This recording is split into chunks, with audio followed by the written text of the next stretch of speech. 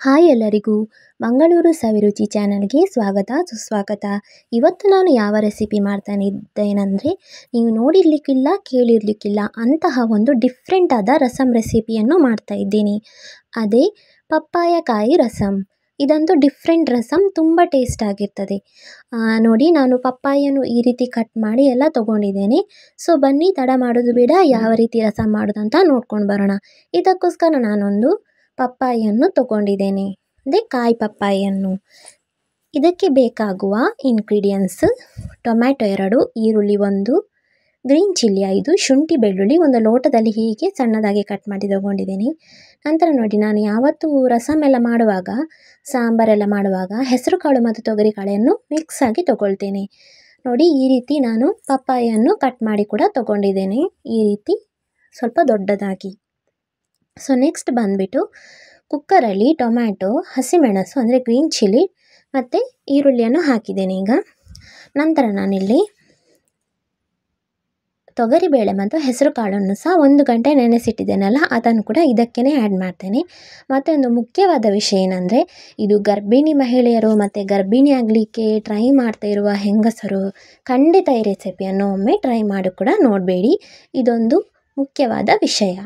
ಯಾಕೆಂದರೆ ಪಪ್ಪಾಯಕಾಯಿ ಇದು ಗರ್ಭಿಣಿ ಹೆಂಗಸರೆಲ್ಲ ತಿನ್ನಬಾರ್ದು. ನಂತರ ಇದಕ್ಕೆ ರುಚಿಗೆ ತಕ್ಕಷ್ಟು ಉಪ್ಪು ಕೂಡ ಆ್ಯಡ್ ಮಾಡಿ ಒಂದು 2ರಿಂದ 3 ವಿಸಿಲ್ ಕೂಗಿಸೋಣ. ಸೊ ನೆಕ್ಸ್ಟ್ ಬಂದುಬಿಟ್ಟು ಒಂದು ಬಾಣಲೆಯಲ್ಲಿ ನಾನು 2 ಚಮಚ ಎಣ್ಣೆ ಹಾಕಿ ಮತ್ತು ಸ್ವಲ್ಪ 1 ಸ್ಪೂನಷ್ಟು ಅದಕ್ಕೆ ರೆಡ್ ಚಿಲ್ಲಿ ಪೌಡರ್ ಹಾಕಿದ್ದೇನೆ. ನಂತರ ಈ ಪಪ್ಪಾಯಕಾಯಿಯನ್ನು ನಾನು ಅದರಲ್ಲಿ ಎಣ್ಣೆಯಲ್ಲೇ ಫ್ರೈ ಮಾಡ್ತೇನೆ. ಅದು ಯಾಕೆಂದರೆ ತುಂಬ ಒಳ್ಳೆ ರುಚಿ ಬರ್ತದೆ ಈ ಥರ ಮಾಡೋದ್ರಿಂದ ರೆಸಿಪಿ. ನೋಡಿ, ಈ ಥರ ನಾನು ಚೆನ್ನಾಗಿ ಫ್ರೈ ಮಾಡಿ ಒಂದು ಬಾಣಲೆಯಲ್ಲಿ ತಗೊಳ್ತೇನೆ. ನೆಕ್ಸ್ಟ್ ಬಂದುಬಿಟ್ಟು ಈಗ ನೋಡಿ, ಲೋಟದಲ್ಲಿ ಶುಂಠಿ ಮತ್ತು ಬೆಳ್ಳುಳ್ಳಿಯನ್ನು ಚೆನ್ನಾಗಿ ಜಜ್ಜಿ ತೊಗೊಂಡಿದ್ದೀನಿ. ನಂತರ ಉಂಟಲ್ಲ, ನಾನಿಲ್ಲಿ ಕೊತ್ತಂಬರಿ powder, jeera powder, red chilli powder ಮತ್ತು ಸಾಂಬಾರು ಪೌಡರನ್ನು ಇಲ್ಲಿ ತೊಗೊಂಡಿದ್ದೀನಿ. ಅದನ್ನು ಕೂಡ ನಾನು ಈ ರಸಮ್ಮಿಗೆ ಆ್ಯಡ್ ಮಾಡ್ತೇನೆ ಈಗ. ಮುಖ್ಯವಾದ ವಿಷಯ ಅದು ಹೇಳಿದೆನಲ್ಲ, ಗರ್ಭಿಣಿ ಮಹಿಳೆಯರು ಖಂಡಿತ ಈ ರೆಸಿಪಿಯನ್ನು ಟ್ರೈ ಮಾಡಬೇಡಿ. ಸೊ ನೆಕ್ಸ್ಟ್ ಬಂದುಬಿಟ್ಟು ಇಲ್ಲಿ ನಾನು ಫ್ರೈ ಮಾಡಿರುವಂತಹ ಪಪ್ಪಾಯಕಾಯಿಯನ್ನು ಕೂಡ ಈ ರಸಮ್ಮಿಗೆ ಆ್ಯಡ್ ಮಾಡ್ತಾ ಇದ್ದೇನೆ. ಈ ಆ್ಯಡ್ ಮಾಡಿದ ನಂತರ ಒಂದು 15ರಿಂದ 20 ನಿಮಿಷ ಚೆನ್ನಾಗಿ ಕುದಿ ಬರಲಿಕ್ಕೆ ಇಡುವ. ಈ ರಸಮ್ ವೈಟ್ ರೈಸ್ ಜೊತೆ ಮತ್ತು ಚಪಾತಿ, ದೋಸೆ ಯಾವುದರ ಜೊತೆ ಅದು ತುಂಬ ರುಚಿಯಾಗ್ತದೆ, ತುಂಬ ಟೇಸ್ಟ್ ಈ ರಸಮ್. ಖಂಡಿತ ನೀವು ಒಮ್ಮೆ ಟ್ರೈ ಮಾಡಿ ನೋಡಿ, ನಿಮಗೇನೆ ಗೊತ್ತಾಗ್ತದೆ ಇದರ ರುಚಿ ಯಾವ ಥರ ನಿಮಗೆ, ಅಂದರೆ ಎಷ್ಟು ರುಚಿ ಆಗ್ತದಂತ, ಮತ್ತು ಇಷ್ಟ ಕೂಡ ಆಗ್ತದೆ ಈ ರಸಮ್. ಇದೊಂದು ಡಿಫ್ರೆಂಟಾಗಿ ನಾನೊಂದು ಟ್ರೈ ಮಾಡೋಣ ಅಂತ ಮಾಡಿದೆ. ನನಗಂತೂ ತುಂಬ ಚೆನ್ನಾಗಿ ಇಷ್ಟ ಆಯಿತು ಮತ್ತು ತುಂಬ ಒಳ್ಳೆಯದು ರುಚಿ ಬಂತು. ಸೊ ಈಗ ಚೆನ್ನಾಗಿ ಕುದಿ ಬರಲಿ ಅಲ್ಲೇ. ಸೊ ಬೇರೆ ಬೇರೆ ರೀತಿಯಲ್ಲಿ ಕೂಡ ನಾವು ರಸಮ್ ಮಾಡ್ಬೋದು. ಸೊ ಇದು ಒಂದು ರೀತಿಯಲ್ಲಿ ನೋಡಿ, ಈಗ ಚೆನ್ನಾಗಿ ಕುದಿ ಬರಲಿಕ್ಕೆ ಇಟ್ಟಿದ್ದೇನೆ. ಪಪ್ಪಾಯಕಾಯಿ ತುಂಬ ಸಾಫ್ಟ್ ಆಗಬೇಕಂದ್ರೆ ಇನ್ನೂ ಒಂದು 10 ನಿಮಿಷ ಜಾಸ್ತಿ ಇಡಿ. ಮತ್ತು ಪಪ್ಪಾಯಕಾಯಿ ತಿನ್ನಲಿಕ್ಕೆ ಅಂದರೆ ಪೀಸೆಲ್ಲ ತಿನ್ನಲಿಕ್ಕೆ ಸಿಗಬೇಕಾದ್ರೆ ಈ ರೀತಿ.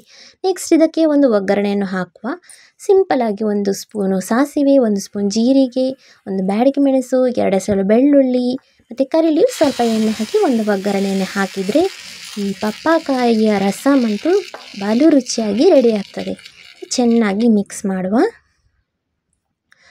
ಈ ರೆಸಿಪಿ ಉಂಟಲ್ಲ, ತುಂಬ ಡಿಫ್ರೆಂಟ್ ಅಂತ ಹೇಳ್ಬೋದು. ಯಾಕೆಂದರೆ ತುಂಬ ರುಚಿ ಸಹ ಇದೆ ಮತ್ತು ಒಂದು ಡಿಫ್ರೆಂಟ್ ಅಂದರೆ ಬೇರೆ ರೀತಿಯಲ್ಲಿ ಮಾಡಿದ್ದೇನೆ. ಸೊ ಇಲ್ಲಿ ಕೊತ್ತಂಬರಿ ಸೊಪ್ಪು ಕೂಡ ನಾನು ಲಾಸ್ಟಲ್ಲಿ ಇಲ್ಲಿ ಆ್ಯಡ್ ಮಾಡಿದ್ದೇನೆ.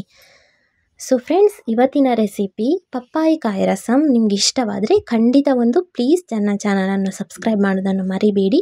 ಮತ್ತು ಇನ್ನೂ ಹೊಸ ಹೊಸ ವೀಡಿಯೋಗೋಸ್ಕರ ಈ ರೀತಿಯೇ ಫಾಲೋ ಮಾಡ್ತಾಯಿರಿ ಮತ್ತು ಸಪೋರ್ಟ್ ಮಾಡ್ತಾಯಿರಿ. ಈಗ ಬಲು ರುಚಿಯಾದ ಮತ್ತು ಇದೇ ಮೊದಲ ಆವಿಷ್ಕಾರ ಅಂತಲೇ ಹೇಳ್ಬೋದು. ಮತ್ತು ಗೊತ್ತಿಲ್ಲ, ನಾನು ಇದೇ ಮೊದಲ ಬಾರಿಗೆ ಮಾಡಿದ್ದು. ಸೂಪರ್ ಆಗಿರುವಂತಹ ಪಪ್ಪಾಯಕಾಯಿ ರಸಮ್ ಇವತ್ತಿನ ರೆಸಿಪಿ ರೆಡಿಯಾಗಿದೆ ಈಗ. Thank you for watching. Please subscribe ಮಾಡಿ ಮತ್ತು ಇನ್ನಷ್ಟು ಸಪೋರ್ಟ್ ಮಾಡಿ. Thank you for watching.